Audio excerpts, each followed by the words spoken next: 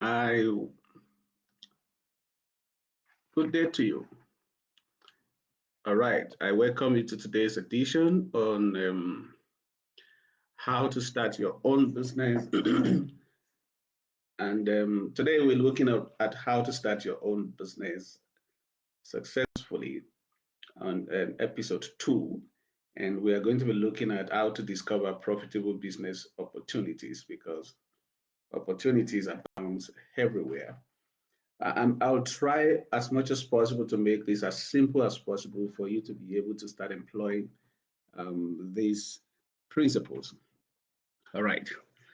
First of all, I like to say a very profound statement that success is never a guesswork.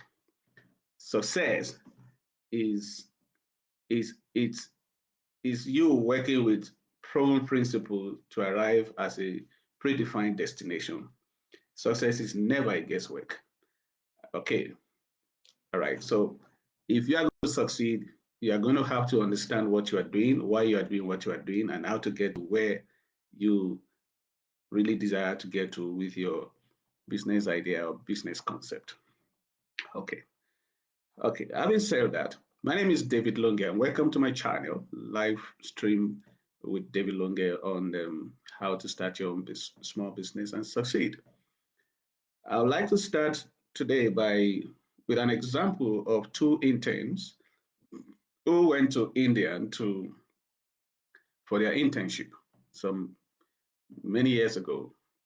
And when they got to India, these two guys were coming from European country, and they saw those days that the Indians were not wearing shoes. His friend, the other friend, was making a mockery of the Indians, and the other friend would laugh with him, but in his mind, he saw a business idea. So when their internship was done, they went back to their country to complete their education at the college.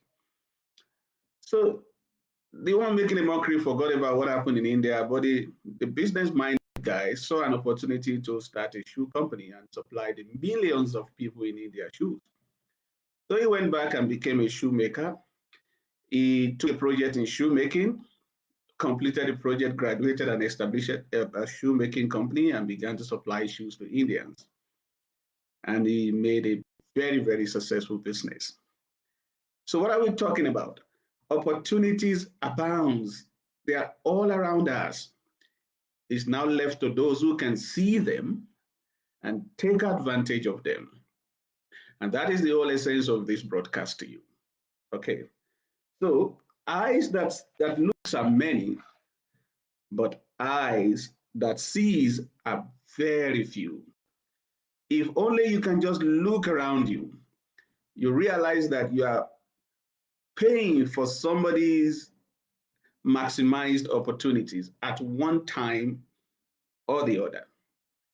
So the whole essence of bringing you up here to show you the secrets to discovering profitable business opportunity is for you to be able to take advantage and be able to be discernful of mega opportunities around you that you can turn to fortune for yourself. If you can question things around you, why are mattresses made this way? Is there a better way for us to be able to have a writing pad or writing? Can we make a better computer? You also realize that innovation comes out of inquisitive minds. I said last week that you can create opportunities or leverage an existing one to make it better. And you will still make a success when you have all other nitty gritties into maximizing opportunities. How can I discover the opportunities around me? Let me begin by showing you what begins with you. What talents do you have? You will realize that people who are in the entertainment industry at some point began to commercialize their talent. Perhaps you don't need to look too far for opportunities. What talents do you have? Dancing talent, instrumental talent. You are able to play instrumentals. poetic talent, writing talent, teaching talent. Many people long before you now and in years to come, long after you are gone, will continue to make great success by discovering the uniqueness of their talents, build those talents, and commercialize those talents and succeeding with those talents. It is no longer news that talented footballers are one of the highest paid people in the world. So your talent can be turned to fortune. It all depends on how you can package it. So if you don't want to look too far, look within you, why you are growing up, what are those oratory talents. Today we have a number of talented comedians on social media making a lot of money. Some are talented mathematicians, some are talented grammatists. You just need to know that area of your life that you do much better without struggle than many other people. That could be a talent. And if you have questions on how better you can discover your talent, you can inbox me. We can talk further on that one. So another thing you want to look at is that you want to check out your personal uh, disadvantages. What are the things that has personally disadvantaged you before? And I'm going to explain that a bit further because I remember a young man who started a meter taxi, a real-time taxi business, because there was a time he was sick in the middle of the night and he was trying to get a taxi and he couldn't get a taxi to take him to the hospital. As a result of that, he was disadvantaged. And then as a result of his disadvantaged situation or circumstances, when he got well out of the hospital, he decided to take advantage of the opportunity for those people who would be in a similar situation, providing real-time emergency taxis without delay to people. And he became a successful businessman. You can begin to see that success in business is not a mirage. It's not sort of accidental. It takes responsibility for you to be able to discover the opportunity, weigh the opportunity, package the opportunity, become the provider of solutions and services within the opportunity that you have discovered. All right. Another thing we want to look at the inevitable needs of humanity. There are opportunities that you can see in the inevitability. There are things that every human cannot do without, depending on the category, whether children, whether teenager, girls, boys, executive. You will also see there are people making a great fortune, successful businesses around the world, even in your locality, in your country, in your town, in your province, in your district, who took advantage of inevitability. Let's not talk too much. Let's look at those who are operating tuck shops. They saw an opportunity to make a grocery acquisition a little bit easier for you, even at strange times when the retail shops are already closed. They saw you inevitably will have a need of sugar or milk or pastry or tomato or biscuit or something that, and they brought it closer to you. And as a result, they are able to make a sustainable livelihood because you will always give them money.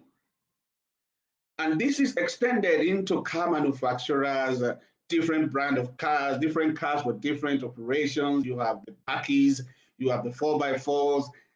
You can't take a saloon car into off road; it might not be able to serve that purposes. So, and it will amaze you how much fortunes of money is made by toothpaste company that some people even forget to take to brush their tooth in the morning. But as insignificant seemingly as it may seem, a lot of money is made by people that manufacture toothpicks. It's inevitable for women, young women, middle-aged women, not to do with cosmetics. And because of this inevitability, there are people who have invested into taking advantage of this inevitability. You have face scrubs, you have toning creams, and all of that.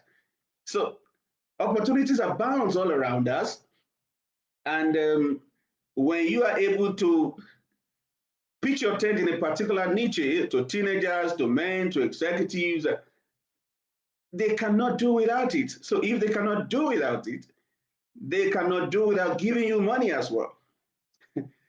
One of the richest men in the world, particularly in Africa, Aliko Dangote, says, I mean, he invests into essential commodities. One of his slogans is meeting your essential needs. It already tells you that this man invests into inevitabilities. You cannot be investing into inevitability and not make money.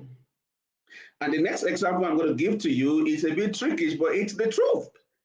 There are those who invest into addiction, and addiction varies. For instance, the Christians cannot do really without Bible or Bible software and Bible materials. That's an addiction. Christians are addicted to those things. Islamic people are addicted to Quran, Tira, and all that. And there are those who are addicted to alcohol, and those that are addicted to going to shebeens or pubs. And there are people who are taking advantage of their addictions and are making money out of that. Okay. Interesting, right? So if you want to succeed, if you want to understand where the opportunity are, you may begin to look into various addictions. Okay. So another thing that can help you discover where profitable business opportunities are is your academic qualifications or your experiences, your work experiences. You may have been qualified in this particular area, but you've taken a career in a different field, or you are privileged to pursue what you study. This can help you provide strategic solutions based on experience that has helped you to understand the needs of the field where you're operating from and the gaps. So you can come up and close that gap. All right. Can somebody just make sleeping a bit better? And you'll be amazed how much money you make from people who are willing to have better sleep with the kind of bed or the kind of mattresses that are being made to make sleeping very easy. Just think. Napoleon Hill says, think and grow rich. You can't want to succeed and not activate your thinking power. Even the wisdom of God says, as a man think in his mind, so he is. You are what you think. Okay, your success begins with your mind. So when you see things around you, you must be able to brainstorm about them. Don't just allow things to pass. You question them. So innovation in science and technology, innovation in manufacturing comes from minds that are thinking to close gap, to make things better, to make life easier, to make life more comfortable. In Africa, one of our biggest challenges is that if things are not hard, we don't feel we have achieved anything. Even when you go to school, the lecturer wants to make the course so difficult, but when you are privileged to study outside Africa or in some places that they are well informed, where they simplify education for you, you'll be amazed. So it's so easy to study. And why do we have so many studies in some of these places who doesn't want young people to graduate with flying colors? The other side. So your academic qualification can be a pointer on what you can commercialize your knowledge. It's easy for a doctor or a pharmacist to start up a personal medical practicing firm or a pharmaceutical center, and a lot of money are going to make out of that. A teacher can easily start a school of different class depending on your area of specialization. All right. For instance, I'm a mining expert. I have first degree in mining engineering, and so I operate a mining consulting firm, a global one anyway, and a number of other entrepreneurial activities and businesses. And then I advanced my career in business management, organization leadership, investment management, entrepreneurship, and all of those things. And that positions me to be able to provide you this knowledge that I've acquired through studies and personal experiences in the field of business.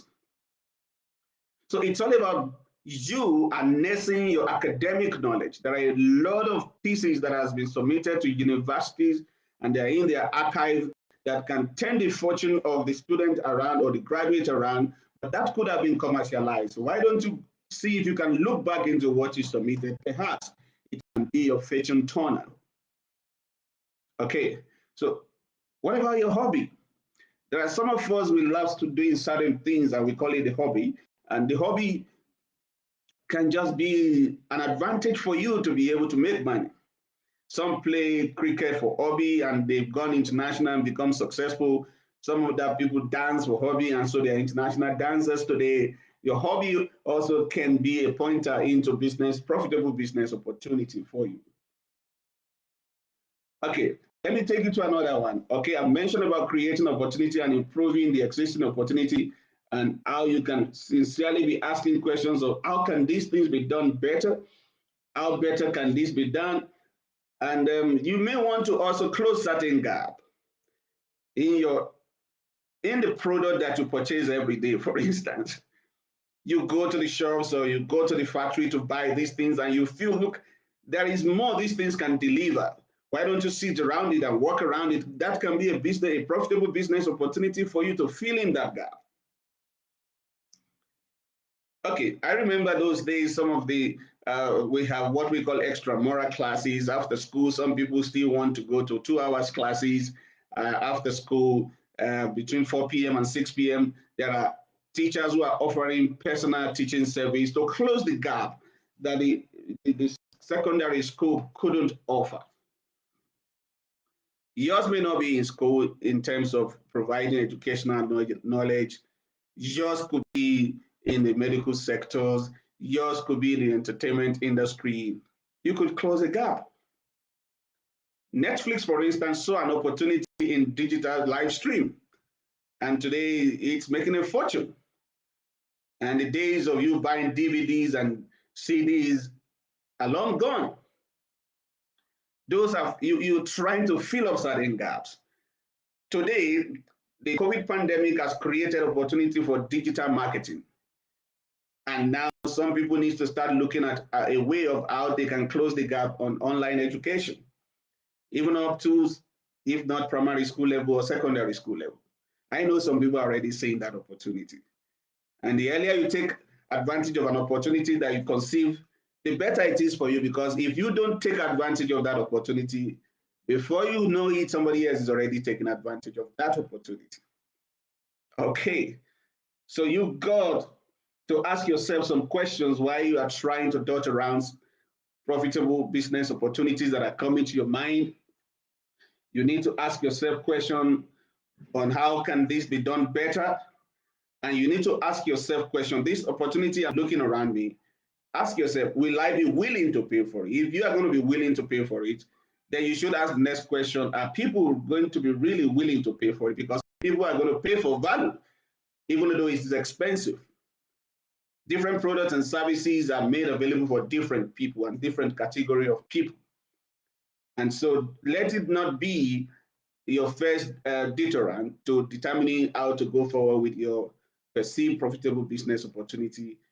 You need to determine your niche and you need to propose value in your business proposition, because people will be ready to pay for value. People always pay for value. And that is why we talk about value proposition. And with this concept in your mind, you should also be able to come to terms with reality that you have to be innovative in developing your profitable business. You can't do business as usual and expect better profits. You have to do it in an unusual way. You need to be innovative in the presentation of your business profitable opportunities. All right. You have to be very, very entrepreneurial. Let me quickly jump into another one. And that's how do I know if you have come to terms with the right concept, with the right business idea in your mind? How would I know if my idea is a winning idea? How do I know if this idea is going to be a successful one? Let me quickly share a few things with you. Is it a problem solving idea? We cannot overemphasize that business success is about solving problems. Is the idea you have, what problem, what unique problem is it solving? What problem is it solving that those in the business before you are not solving? Or how do you want to solve this problem in a better way? I said last week that money is a reward for solving problem.